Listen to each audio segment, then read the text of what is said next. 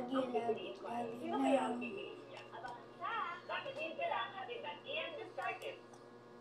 Cut the cord now with Edo Business Wi-Fi. Edo means business. Week 1. Milk Base. Ang ating aralin sa araw na ito ay mga simbolo ng mapa. Mga bata, handa na ba kayong makinig? Opo. Sa araling ito, ikaw ay inaasahan na ipaliliwanag ang kahulugan ng mga simbolo na ginagamit sa mapa sa tulong ng panuntunan. Mga bata, sa araw na ito ay pag-aaralan natin ang mga simbolo na makikita sa mapa. Ano ba ang ibig sabihin ng simbolo?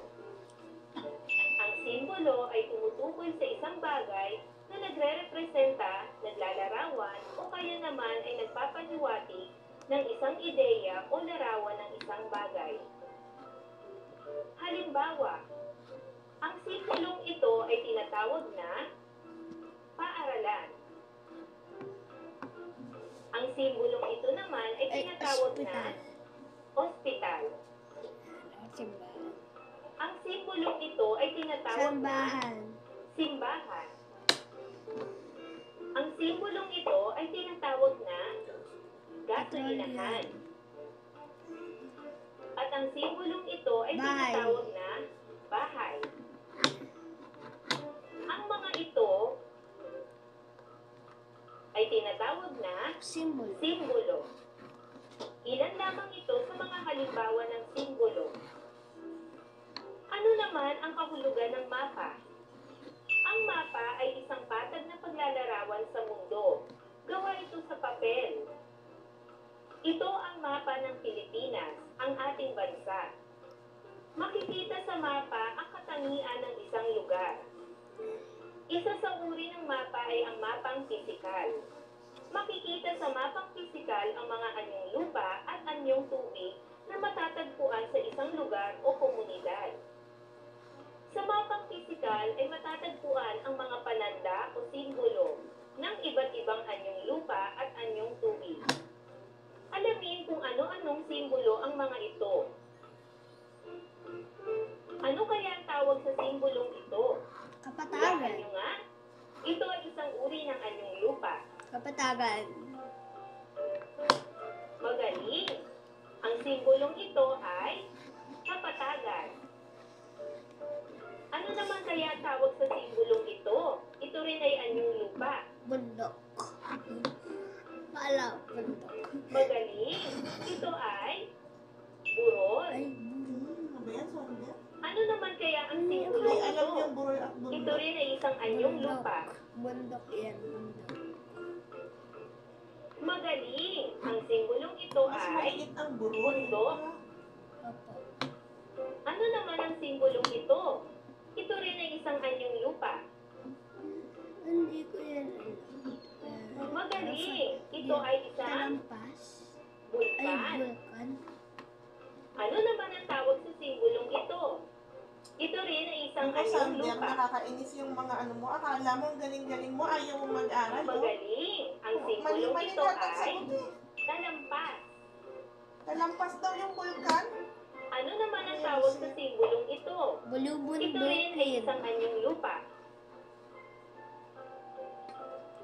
Magaling! Ang simbolong ito ay bulubundukin. Mali ka pa ha. Ano naman ang tawag sa simbolong ito? Ito rin ay anyong lupa. Magaling! Ito ay lambak. Ano naman ang tawag sa simbolong ito?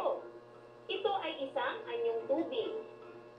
Ano pa dito? Magaling! Ang simbolong ito ay ilog. Ano naman ang tawag sa simbolong ito? Ito rin ay isang anyong tubig.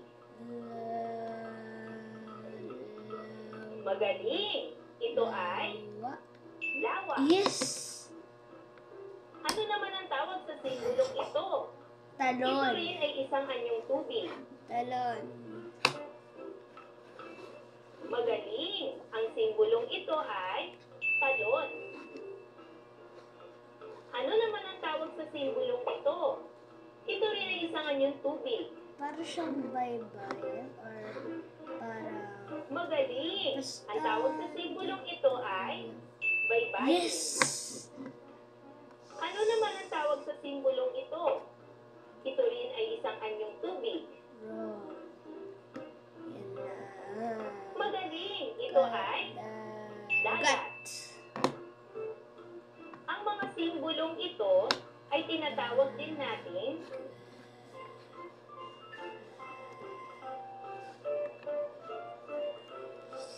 pananda, kapatagan, burol, Ang tawag sa Mundo. simbolo? bulkan, Pana. lambak, ilog, lawa, talon, baybayin, at dagat. Ang Karagatan. Pilipinas ay nahahati sa tatlong pangunahing pulo. Ang Luzon. mga ito ay ang Luzon, Visayas. Visayas, At at Mindanao. Mindanao. Alamin natin kung anong lugar makikita ang mga simbolo sa mapa. Ang mga simbolong ito ay tinatawag na bulubundukin ng Cordillera at bulubundukin ng Sierra Madre. Ang simbolong ito ay tinatawag na Bundok. bundok ako.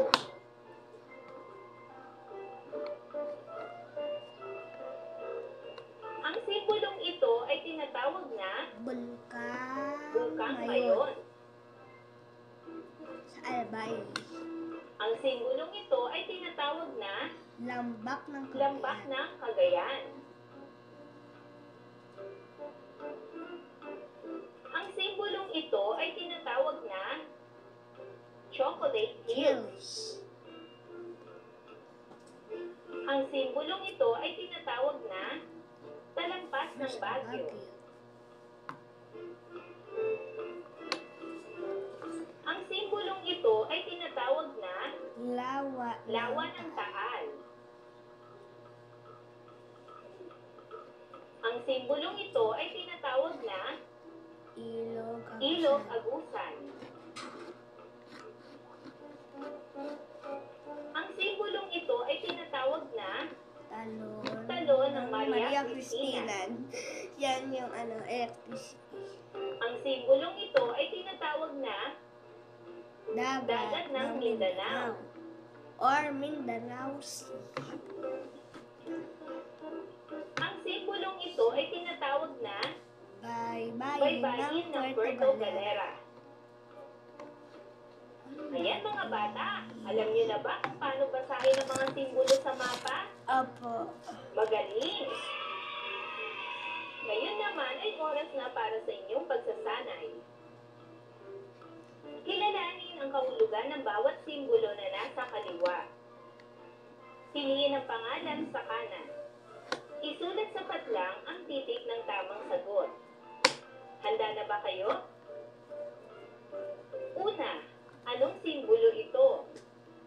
Ball. A.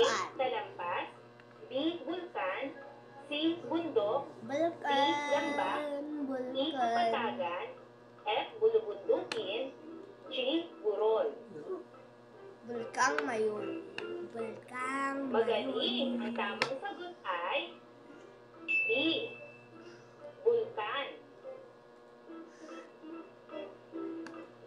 Pangalawa, anong simbolo ito? A. Talampas, B. Rawundokin. Bundok, D. Lambak, E. Kapatagan, F. Bulubundukin, o G. Burol. Magaling! Ang tamang sagot ay F. Bulubundukin.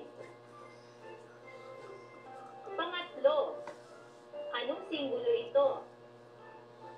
A. Talampas, C. Bundok, Kapatagan. D. Lambak, E. Kapatagan, G. Burol. Kapatagan. Magaling! Ang tamang sagot ay E. Kapatagan. Pang-apat, anong simbolo ito? A. Talampas, C. Bundok, Talampas.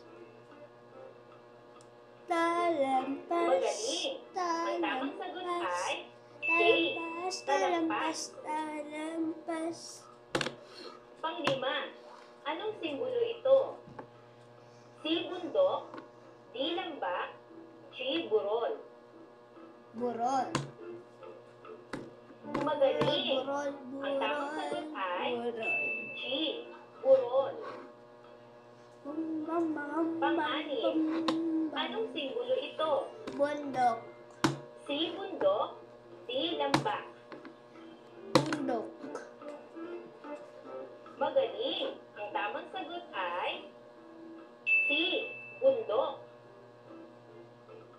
At pang-pito, anong simbolo ito? Lambak na Cagayan. Magaling. Ang tamang sagot ay D. Lambak. Tingnan naman natin ang mga simbolong ito ng anyong tubig. Una, anong simbolo ito? Lawa. A. Talon, B. Lawa, C. Dagat, D. Ilog, E. Baybayin. Magaling. Ang tamang sagot ay B. Lawa. Pangalawa, ano namang simbolo ito? A. Talon, C. Dagat, D. Ilog, Dagat. E. Baybayin. Magaling. Ang tamang sagot ay C. Dagat. Pangatlo, ano namang simbolo ito? A. Talon, D. Ilog, E. Baybayin. Talon. Magaling. A. Talon. Ang tamang sagot ay A. Talon. Talon. Pang-apat, ano namang simbolo ito? Baybayin. Baybayin. Baybayin. Baybayin. Magaling. Ang tamang sagot ay E. Baybayin. Baybayin. At panglima, ano namang simbolo ito? Ilog. Ilog. Ilog. Ilog. Magaling. Ang tamang sagot ay May D. Ilog. sakit. Magaling mga bata. Nasagutan niyo lahat. Tandaan, Very ang simbolo ay tumutukoy sa isang bagay na nagre-representa